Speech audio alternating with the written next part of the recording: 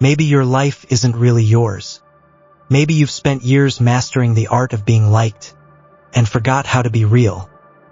We live in a world that rewards performance, not just on stages, but in conversations, on screens, in relationships. Smile, say the right thing, fit in, don't stand out too much. Be acceptable, be agreeable, be liked. But no one talks about the cost. No one warns you about the slow disappearance of your true self when you live to please. No one tells you that becoming everything for everyone often means becoming nothing for yourself. The philosopher Jean-Paul Sartre spoke of self-deception, the habit of pretending to be something you're not just to protect yourself. We lie to ourselves and play roles because it's easier than risking rejection. And in doing so, we start to vanish. We shrink. We filter our words, our laughter, our opinions, our dreams. Not because we're weak, but because we've been taught. Taught that acceptance equals love. That praise means we matter. That being liked means we're safe. But what happens when you build your entire identity on being accepted and never ask yourself if you're being honest? A life lived for others is a beautifully polished cage.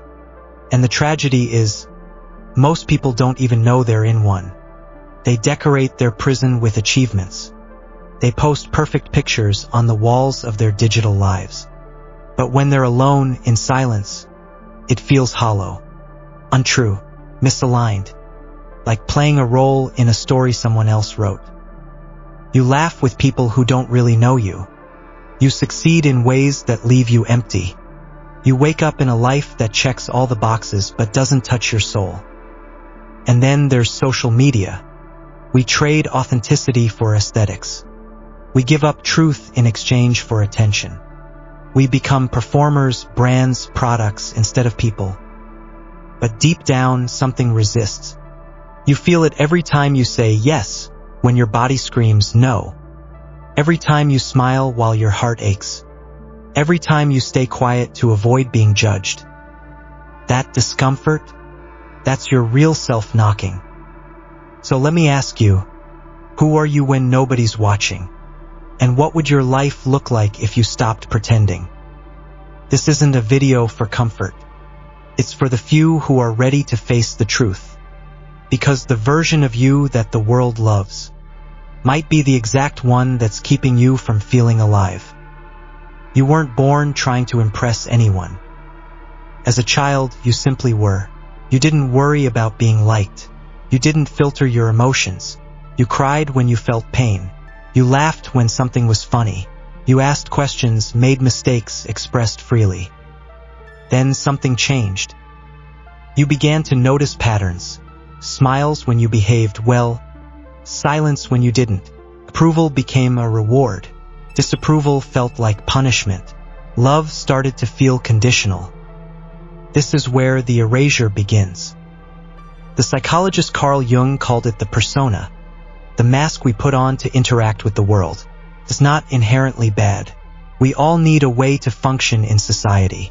But when the mask becomes our identity, we lose contact with who we really are underneath.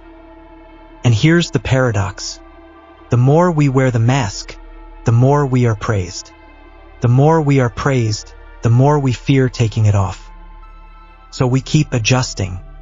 We learn to read a room before speaking.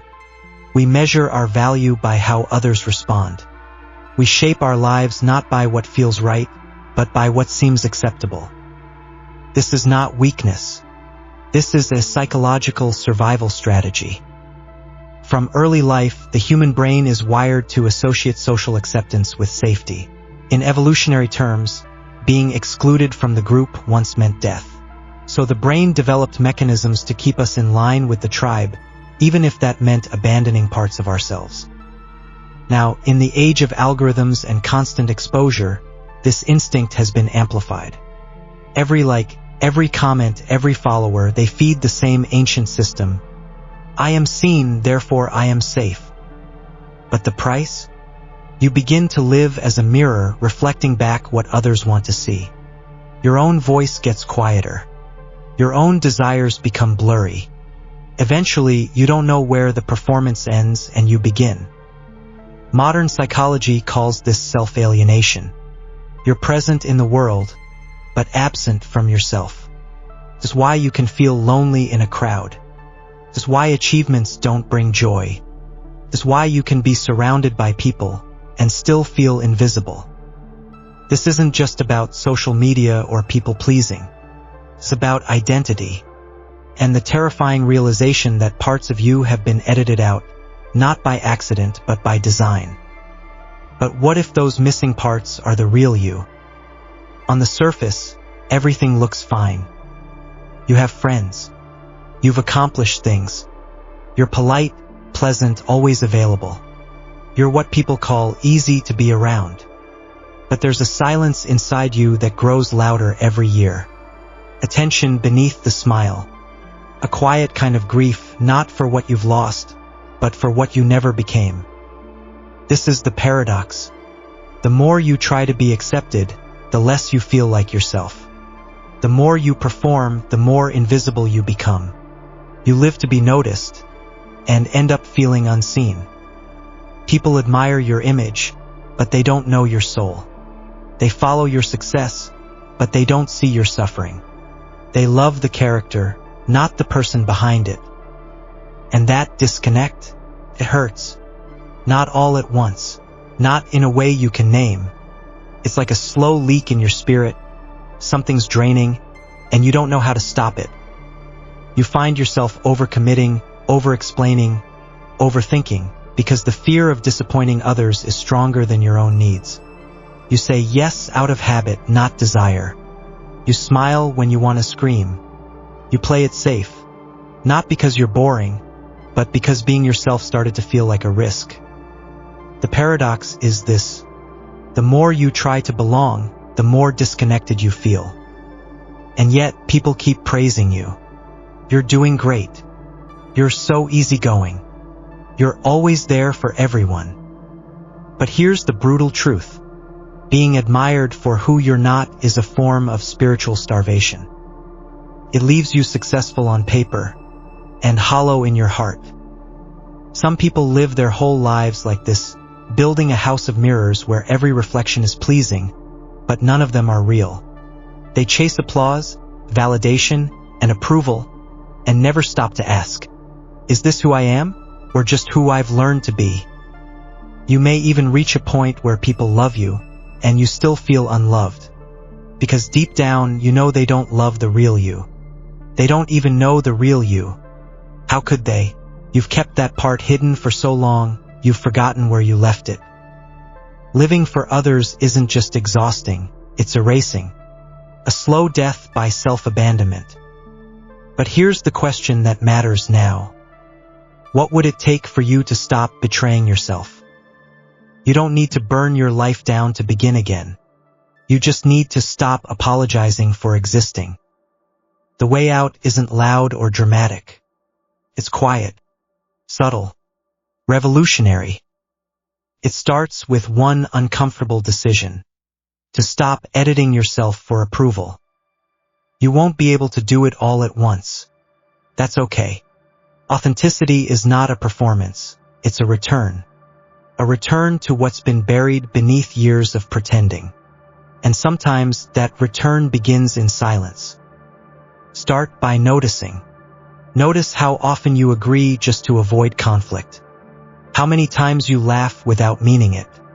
How often you feel tired after being around certain people, not because they're demanding, but because you're performing. That fatigue is not social burnout. It's self-erasure fatigue. Freedom begins in these small awakenings. You don't have to declare yourself. You don't have to confront everyone. You just have to start choosing differently. Tiny choices. Real choices. Say no when you mean no, even if your voice shakes. Pause before you answer instead of rushing to please. Admit when something doesn't feel right, not to win an argument but to honor your truth. You'll feel resistance.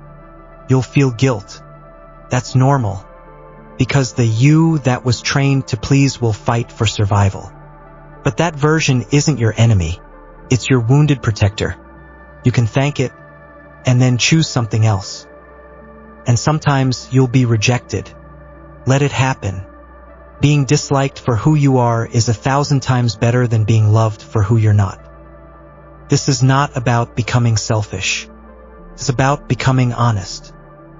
There's a difference between being liked and being respected, being agreeable and being authentic, living to avoid conflict and living to honor your inner voice. The most powerful people in the world are not those who dominate rooms. They are the ones who can sit in silence with themselves and feel whole. That kind of wholeness comes from integration, from reclaiming every lost part of you. The part that stopped speaking up, the part that felt too weird, too loud, too sensitive, too different. The part you abandoned to belong. And here's the paradox of healing. The more you live in alignment with your truth, the less approval you need. Not because you don't care, but because you've finally found something stronger than validation. Self-respect. So if you're tired of performing, tired of pleasing, tired of disappearing, start small, but start. Even one honest moment can change everything. Would you rather be accepted for who you're not, or rejected for who you truly are? That's the question most people avoid their whole lives. We fear rejection like it's death. And in a way, it is. But what we're afraid of losing isn't love. It's comfort. It's certainty. It's the illusion of being okay because others approve. But if you live for their love, you'll die by their silence. If you let the world write your script, don't be surprised when you forget your lines. And if you shape your life around fitting in, you'll never know the beauty of standing alone. So here's the uncomfortable truth. You were never meant to be understood by everyone. Not all souls speak the same language. And yours? It might be too deep for surface conversations, too raw for small talk, too honest for a world that prefers the filtered version. But that doesn't mean you should shrink. You don't need to become louder. You don't need to explain yourself to everyone. You just need to stop hiding. Because there is power in stillness. There is strength in quiet truth. And there is a kind of peace that only arrives when you no longer need to be anything other than you. So let me ask you, not as a narrator, not as a voice in a video, but as someone who's been where you are. Who would you be if no one was watching? If no one was judging? If no one had expectations? If there was no applause to earn, no image to protect, who would remain? That's the real work. Not becoming something better, but returning to what was never broken.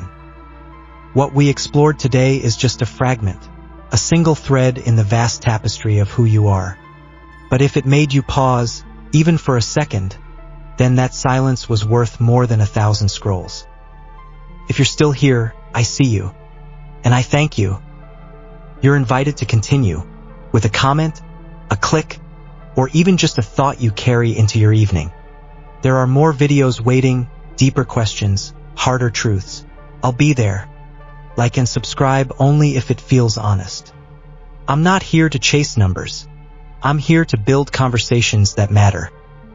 Until next time, stay curious, stay uncomfortable.